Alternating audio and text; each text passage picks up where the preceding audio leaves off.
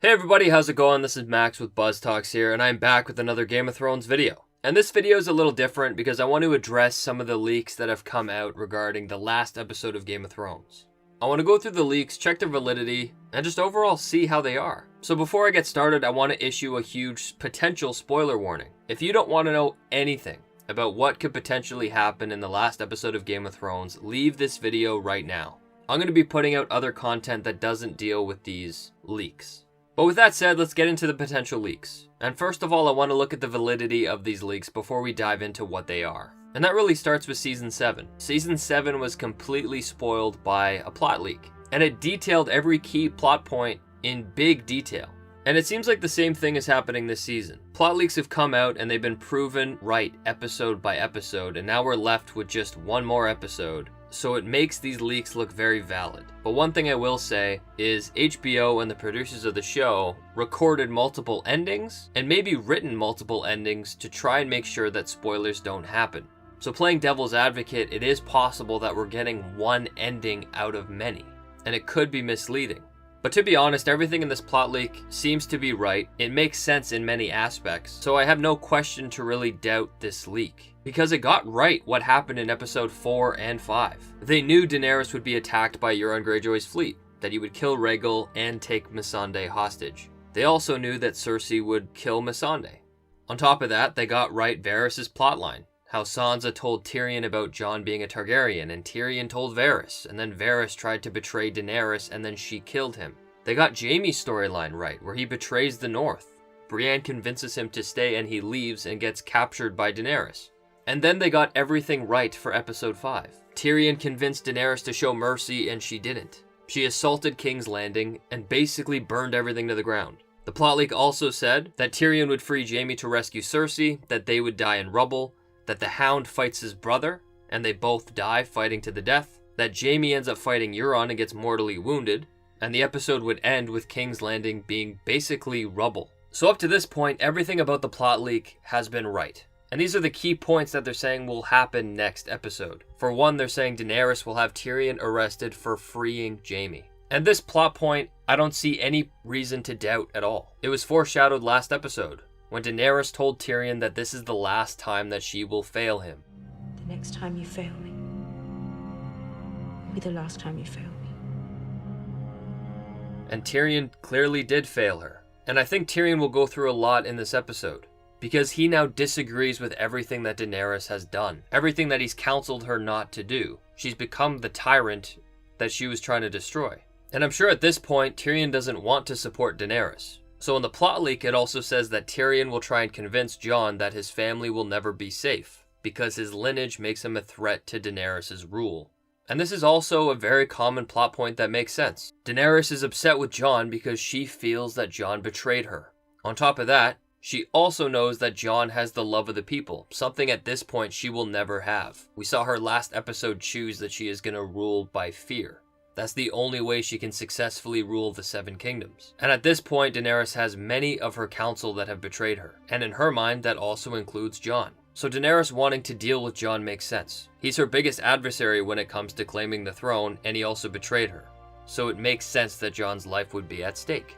But then it goes into Jon's story. It says that Jon tries to talk to Daenerys, and she justifies her actions. And this has been built up over the last couple episodes. We've seen Daenerys get more and more delusional. The fact that she's here to rid the world of tyrants. And her doing whatever is necessary to achieve that, to her, in her mind, is justified. So I think this episode, and based on the preview trailer of the episode, we're going to see Daenerys in a different light in this episode. It's going to be a stark contrast to the world that she wanted to build. And now that Daenerys has taken the throne, she's going to do everything she can to keep it. She's going to justify her actions. She's going to turn against the people who betrayed her. But then after all that, we'll see the fall of Daenerys. It says here that Jon will pledge himself to Daenerys, but then he'll stab her. And personally, I love this plotline. It makes sense. It should not be Arya to kill Daenerys, it should be Jon. These characters have built up a relationship and a respect for each other. But more importantly, I like what it means for Jon's character. The cornerstone of Jon's character is his honor. He prides himself on his honor. He does whatever it takes to do what is right. His word means everything to him, and he will betray that word. He will pledge himself to Daenerys only to kill her. So Jon not only betrayed Daenerys, he betrayed himself and everything he stood for. And that sounds like a prophecy Melisandre has said in the past. I have seen myself walk along the battlements of Winterfell. I have seen the flayed man banners lowered to the ground. But sometimes sacrifices must be made to ensure victory. This war has just begun. It will last for years. Thousands will die at your command. You will betray the man serving you. You will betray your family. You will betray everything you once held dear. And it will all be worth it. Because you are the son of fire. You are the warrior of light. You will sweep aside this pretender and that one. You will be king. Jon betrayed everything he held dear because he supported Daenerys as his queen. That resulted in him in some aspects betraying his family.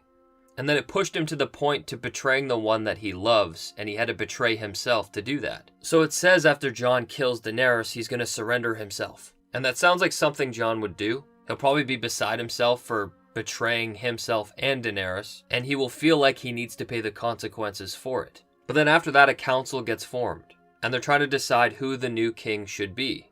Jon at this point has renounced it. He doesn't want it, and he's surrendered himself. It says here that Tyrion gives a speech and everyone votes on Bran Stark becoming king. And that's the end.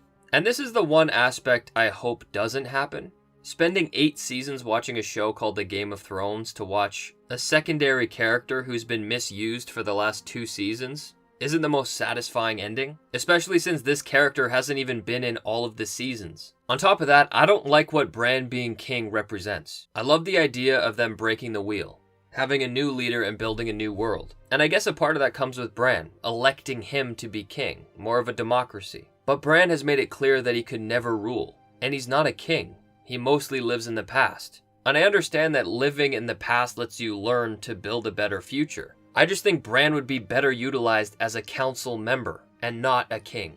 Because he's not a king and there's never been any plot to suggest that he's been a king. So I think a lot of people will be very upset about that. I know I am. And then that takes us into the epilogue. It'll probably flash to a couple months or a year in the future. It says that Jon will take the black for killing Daenerys. And I don't know how I feel about this. The Night King in this show has been defeated. So I feel like taking the black at this point is pretty much useless. And I honestly would have liked a better end to Jon Snow. In my opinion, he's a character that would have been the perfect king. His whole 8 seasons has been him bringing people together. And that's something that Westeros needs at this point.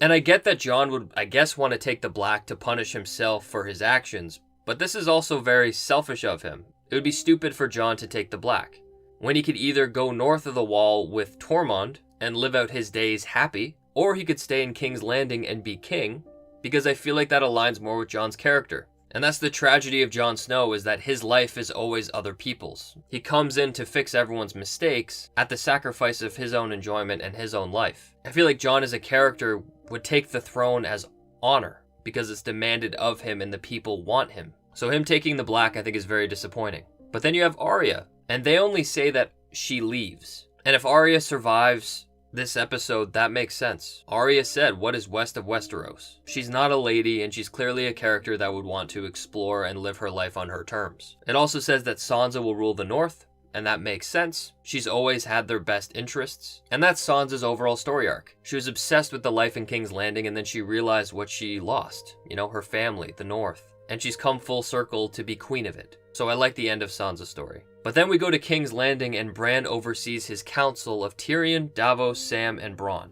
And I'm still not happy about Bran being king, because he's not a leader. Bran should be a part of the council. And maybe he should replace Bronn, because I don't think Bronn should be a part of the council at all. I think the way they treated Bronn in this season was a huge disappointment, and it undermined his character. So if they want to build a better world, why would they have a man like that sitting on the council? Unless they're playing that political game. They gave Bronn Highgarden and he has a seat on the council. But based on how they treated Bronn in this season, it doesn't make sense for him to sit on the council, because that's not building a better world. So what is the point? So those are the plot leaks that have been released. I have to say I'm a little nervous, mainly just over Jon Snow's story and who will sit on the Iron Throne. I'm really confident Daenerys will die, and the only question is, who will sit on the throne, and that's the Game of Thrones. But I honestly feel like with this ending and Bran being king, it undermines the last 8 seasons of storytelling.